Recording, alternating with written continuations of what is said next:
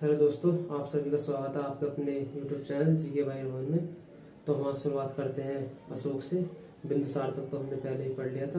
बिंदुसार के बाद में पाटलिपुत्र के शासक हुए थे अशोक।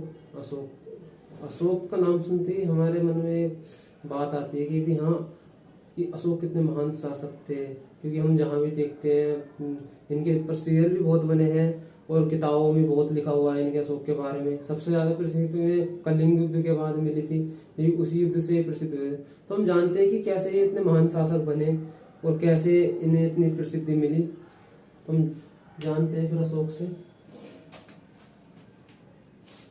इनका राज्याभिषेक तो इनके शासन गद्दी पे बैठने के 4 साल बाद हुआ था, क्योंकि ये 273 ईसा पूर्व में तक्षशिला से अपने भाई सुसीम से पहले यहाँ पाटलिपुत्र में आकर बैठ जाते हैं राजगद्दी पे। 273 ईस्वी में इनके पिता की मृत्यु हो जाती है, बिंदुसार की। ये गद्दी पे बैठ गए यहाँ 273 में गद्दी बैठ कर, लेकिन इनका राज्याभिषेक नहीं हुआ था उस टाइम पे, क्योंकि तभी इनके जितने भी भाई थे, इनके 101 भाई थे। बहुत जगह लिखा मिलता है कि इन्होंने 99 भाइयों की अपनी हत्या करी थी, पर लेकिन इन्होंने 99 भाइयों की अपनी हत्या नहीं करी थी। इन्होंने उन्हीं की हत्या करी थी जो इनके शासन के बीच में आ रहे थे, जो इनसे विद्रोह कर रहे थे, जो इनके खिलाफ जा रहे थे। बस खाली उन्हीं की हत्या करी थी इन्होंने। तो पहले तो सुसीम ही इनके खिलाफ विद्रोह छेड़ता है, तो सुसीम की हत्या कर देते हैं 273 ईसा पूर्व में ये। और इनके जितने भी भाई थे जो भी इनके खिलाफ जाते हैं, सबकी हत्या करते हैं धीरे धीरे। तो उसमें इन्हें 4 साल बीत जाते हैं ऐसे ही संघर्ष करने में, गृह युद्ध में इन्हें 4 साल बीत जाते हैं। तो फिर 269 ईस्वी पूर्व में इनका राज्याभिषेक होता है, जो सही तरीके से होता है।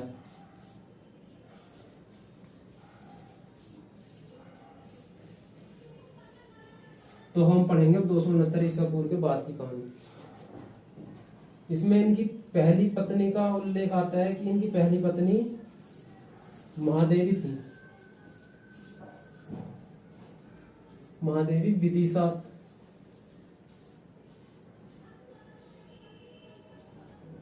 विदिशा किस श्रेष्ठ पुत्र की थी? श्रेष्ठ की पुत्री थी,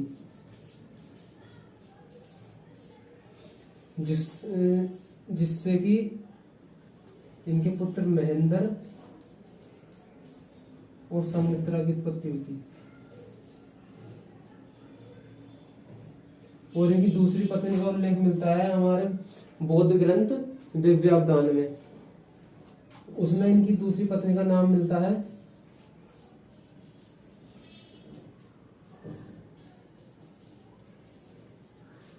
तिस्सरक्षिता। तिस्सरक्षिता इनकी दूसरी पत्नी थी।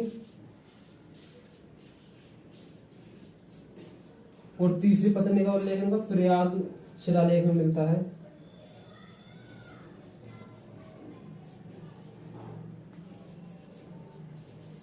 प्रयाग अभिलेख में इनकी तीसरी पत्नी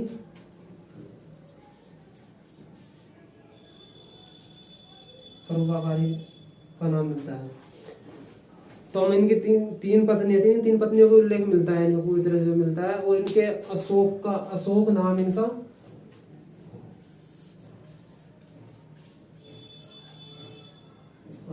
इनका हमें गुज्जरा अभिलेख, एक मास्की अभिलेख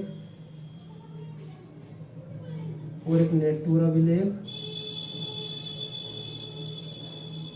ये तीन अभिलेख थे। और एक उद्बोधन था, जिसमें कि हमें इनके अशोक नाम मिलता है इन अभिलेखों में। और इनके और भी नाम थे, जैसे कि इनका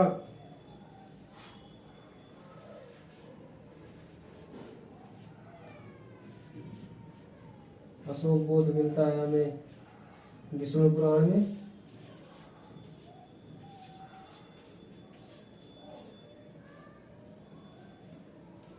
अशोक बोध हो गया इनका विष्णु पुराण में। और इनका मिलता है हमें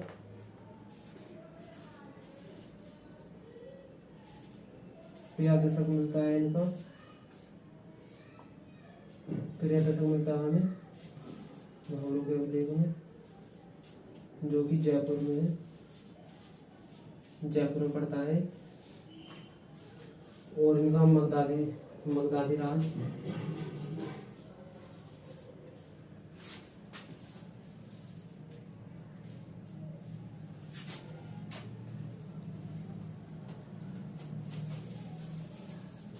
रोक दो, मैंने इशारा कर। ये विष्णु पुराण में मिलता है इनका अशोक बोध, और एक एक मिलता है हमें इनका मगधादी राज। मगधादी राज मिलता है हमें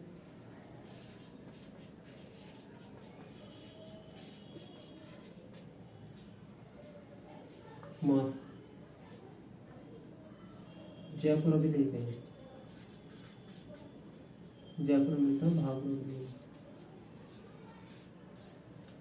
और इनका तीसरा नाम मिलता है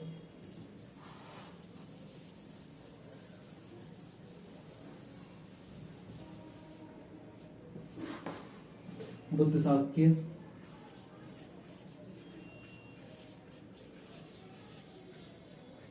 ये मिलता है मास की अभिलेख में।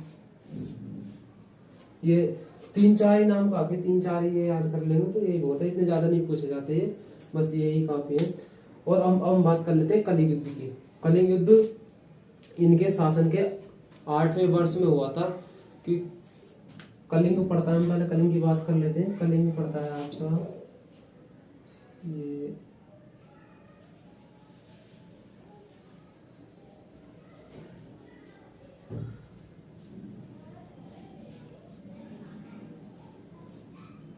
ये कुछ यहाँ उड़ीसा पड़ता है, कलिंग यहीं पे पड़ता है।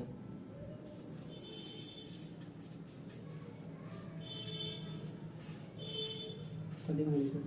उस टाइम पे कलिंग के राजा का हमें उल्लेख मिलता है, यहाँ के राजा नंदराज थे। नंदराज यहाँ का नाम था। हमें स्पष्ट उल्लेख तो मिलता नहीं कलिंग युद्ध किस लिए लड़ा गया था, पर लेकिन हमें लिखा मिलता है पुराणों में और ग्रंथों में कि ये युद्ध हाथियों के लिए, और क्योंकि उड़ीसा साइड में यहाँ हाथी बहुत थे उस टाइम पे, हाथियों के लिए और समुद्री मार्ग, क्योंकि ये समुद्री किनारे पड़ता है ना, उनसे समुद्री मार्ग के लिए हुआ था, ये उल्लेख मिलता है। तो यहाँ पर कलिंग में इन्होंने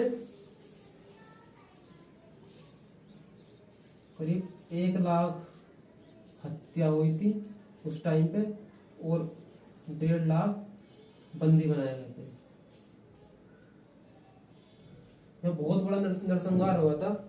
जब यहाँ पर अशोक युद्ध करने के बाद में दोबारा गए थे ना इस मैदान में, तो वहां जाके इन्होंने देखा, तो वहां जाके इनका हृदय परिवर्तन हो गया था, क्योंकि इतनी ज्यादा हत्या हुई थी वहां, 1 लाख हत्या, सीधी बहुत मार काट हुई थी, सब कुछ देख के उनका हृदय परिवर्तन हो गया था। वहां के बाद इन्होंने बहरी घोष की जगह धम्म घोष को अपना लिया था। बहरी घोष की बात करें तो बहरी घोष जो युद्ध लड़े जाते थे ना पहले, जिन्हें बजाय युद्ध प्रारंभ करने से जो पहले बजाया जाता है, हम उसे बहरी कहते थे। तो इसका मतलब है बहरी घोष की जगह धम्म घोष, यानी कि राजाओं पर भौतिक विजय की जगह सांस्कृतिक विजय पानी शुरू कर दी थी इन्होंने, धार्मिक विजय पानी शुरू कर दी थी इन्होंने। तो इन्होंने उसी के पास से बौद्ध धर्म भी अपना लिया था। तो पहले से ही इनकी पत्नी महादेवी तो थी बौद्ध धर्म को अपनाने वाली, कुछ तो उनका ही प्रभाव पड़ा था इन पे, और कुछ कलिंग युद्ध के बाद में इन्होंने बौद्ध धर्म अपना लिया था। इन्होंने पहली दीक्षा जो ली थी वो उपगुप्त से ली थी इन्होंने, पहली दीक्षा बौद्ध धर्म अपनाने के बाद पहली जो दीक्षा ली थी वो उपगुप्त से ली थी। अब इन्होंने बौद्ध धर्म अपना लिया। बौद्ध धर्म अपनाने के बाद इन्होंने नारा दिया, तो जियो और जीने दो को इन्होंने नारा दिया था कि भी किसी की सब इन्होंने हत्याओं, पशु हत्याओं पर रोक और अत्याचार करने वालों इन्होंने सब बंद करवाया था कि वो कोई किसी पर अत्याचार नहीं करेगा, कोई किसी को मारेगा नहीं, सब कुछ बंद करवाया था। क्योंकि इन्होंने फिर एक धार्मिक तरीके से ही अपनाना शुरू कर दिया। हमें 13वें इनके अभिलेख में शिलालेख में मिलता भी है, कलिंग युद्ध के बारे में पूरा वर्णन दिया गया है हमें 13वें शिलालेख। हम उसे आगे पढ़ेंगे जब हम शिलालेखों की बात करेंगे, शिलालेख और स्तंभ लेखों की बात करेंगे उनसे तब पढ़ेंगे। अब यहाँ पर हम खाली इसकी कलिंग युद्ध की बात कर लेते हैं। तो यहाँ पर ये नंदराज को इन्होंने यहीं पे मार दिया था, ये कलिंग जीत लिया, इनकी प्रसिद्धि फैल गई सारे में कि यहाँ बहुत बढ़िया राजा। तो इनके बाद में चाहे कुछ भी करे, कि कोई सा भी इलाका जीतना चाहे कुछ भी जीत सकते हैं आसानी से, क्योंकि इनकी इतनी प्रसिद्धि हो गई थी, सारे राजा महाराजा डरने लगे थे इनसे। पर इन्होंने फिर भी उसके बाद में सोचा कि यार अब बहुत मार काट कर ली, अब अपना सीधा सिंपल जीवन व्यतीत कर जाए। इन्होंने धार्मिक नीति अपना ली थी।